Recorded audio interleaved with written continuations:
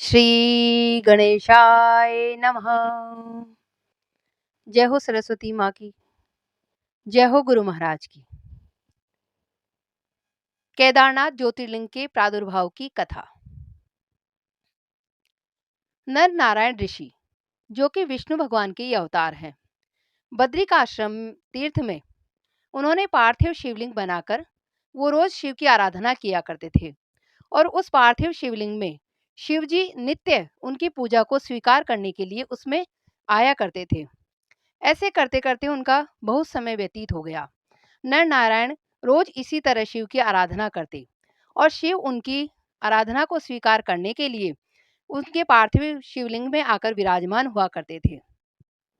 जब काफी समय इस तरह व्यतीत हो गया, तब भगवान शिव एक दिन प्रसन्न हुए और प्रसन्न होकर उन्होंने साक्षात दर्शन दिए और कहा कि हे नर नारायण, मैं आपसे बहुत प्रसन्न हूँ, आपकी आराधना से बहुत प्रसन्न हूँ, वर मांगिए। तब नर नारायण ने कहा कि हे भगवान, यदि आप हमसे प्रसन्न हैं और हमें वर देना चाहते हैं, तो आप नित्य ही यहाँ पूजा स्वीकार करने के लिए हमेशा के लिए विराजमान हो जाइए। लोगों के कल्याण के लिए आप हमेशा के लिए यहीं स्थिर हो जाइए।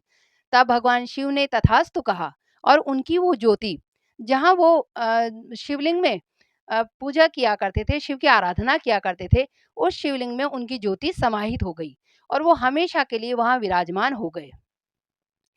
जो भी भक्त केदारनाथ बाबा की पूजा अर्चना करता है, वहाँ का जल पीता है, वो कभी भी फिर माँ के गर्भ में नहीं आता।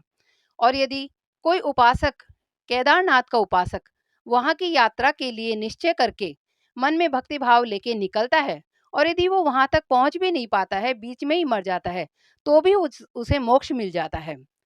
केदारनाथ बाबा सभी सुखों को देने वाले हैं, भोग और मोक्ष को भी देने वाले हैं और उनके दर्शन और पूजन से सभी अभीष्ट प्राप्त हो जाते हैं। जय हो केदारनाथ बाबा की।